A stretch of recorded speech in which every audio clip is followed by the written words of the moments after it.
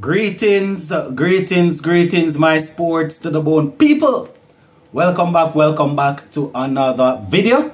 Thank you all for checking this one out. Alright, my viewers and subscribers, so a couple of things to take a look at in this one. We're going to be talking former West Indies captain Jason Holder. We're going to be talking former West Indies captain Brian Lara, who is now on the ground over there in Antigua, helping the guys to prepare for India.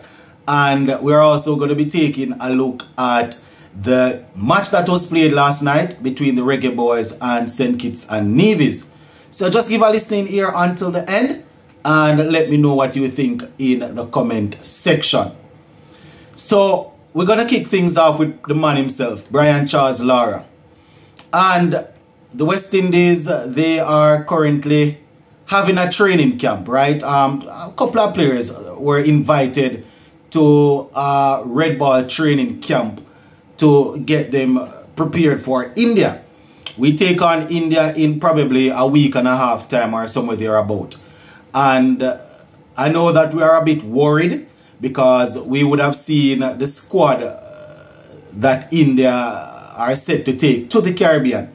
And we know this is the beginning of a new World Test Championship cycle for India, for us also. So you can imagine that they are going to be coming hard to see if they can start getting ahead of the pack. With that in mind, Brian Lara, who is the mentor, and I guess he's there to help point out certain things where the batting technique, is concerned. He's there in Antigua helping the guys to get ready. I see a few clips and a few pictures of Lara, of the guys over there working, and you know, we're hoping that the test team can help us out. You understand, where the white ball cricket is concerned, that is where a lot of the hype is behind. That is where a lot of the so-called superstars are, even though we're not getting any performance from them. But you know, the test team, they have managed to reasonably stay in and around the mix. We're talking about top 6, you know, we're talking about number 6, not number 7. Not like we're competing with the Australians and the Indians or anything, but you understand, we're usually putting in okay performance in tests. When I say okay, based on the quality that we have right now. So a couple of players are actually there taking part. Let me just remind you of the players that they have over there, and just to let you know, all of the players that are actually in this camp won't necessarily move on to go and play against India.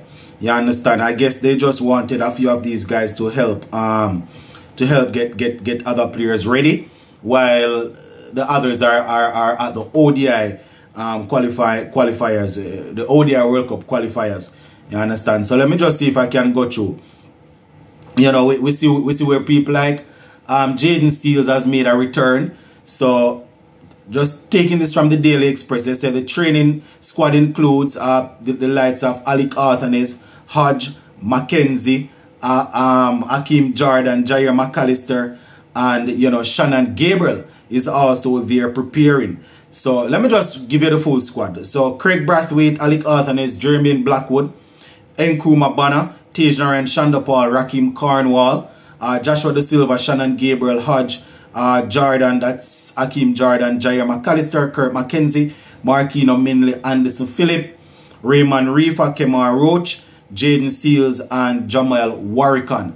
So those are the people that they have assembled to do some sort of training as they look forward to taking on India. As I said, Brian Lara is on the ground and he's working with the players. So, you know, hopefully you will be able to inspire them. A few of the players that will be taking part in this test series, they wouldn't have been a part of the ODI qualifying squad, but at the same time they are a part of the West Indies. So you can imagine some of the whole, you know, bad vibes probably rub off on them.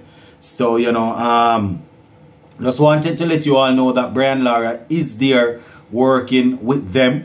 I hope you guys are not expecting a miracle because Lara is there. These are all grown cricketers. You know, he can only help them so much and no more, you know. So just to remind us about that. Now, former captain Jason Hola. One thing I can say with Jason Hola, you know, he's usually a bold guy. He usually speaks how he feels, and he is usually calling it, you know. So Jason Hola, I saw this article yesterday, but I'm just getting a chance to look at it, where Jason Hola is saying, you know, this one basically hit home. So this is Hola, and I quote, it's not an individual thing or territorial thing. We have got to come together as a region and really think about how we want to go forward as a group and make it happen. We knew what was at stake and still had a chance to qualify. We had a really good opportunity to play Scotland and beat them, but we didn't do that.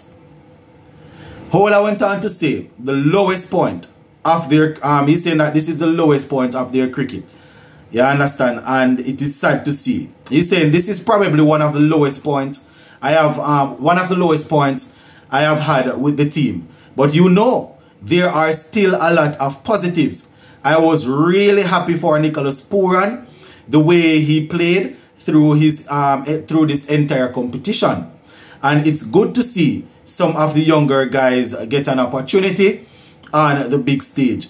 It's not a quick fix. It's something we need to spend time on. I agree. It's not a quick fix, especially if these same guys are around, himself included, and some of the others. If they are around, it's not a quick fix.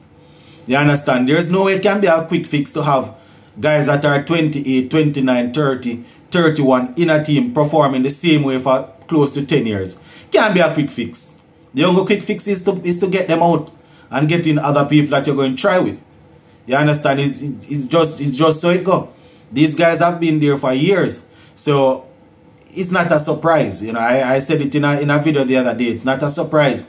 They are just being inconsistent as they always are in ODI cricket. It's just that these associate nations, you know, that are now playing more cricket are now able to beat us. Usually we would probably win these teams every now and again, so you would feel like we're winning games. But these teams are playing more cricket now. So you can understand why they are added to the list of people that are beating us. So I hear Jason Hola, and it would make it sound as if they just need to work harder, or they just need to show a better attitude, like what Shea Hope is saying. That's not the truth. That's not the truth. They are point blank not good enough. They are not good enough. And other teams are playing more cricket, so they are improving. And this is the cricket that we have been playing for years, so I don't know what he's talking about.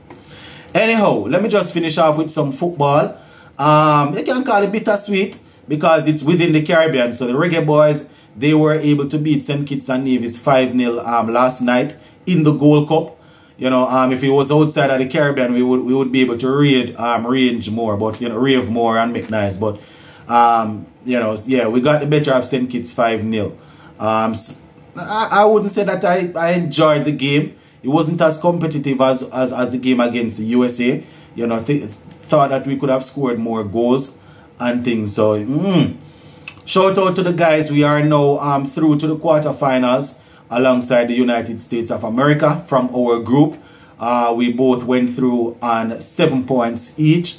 You know, I think USA, they are above us on goal difference. So that is basically it for this one. We're going to leave it right here for now until we touch base again later on. Sports to the bone.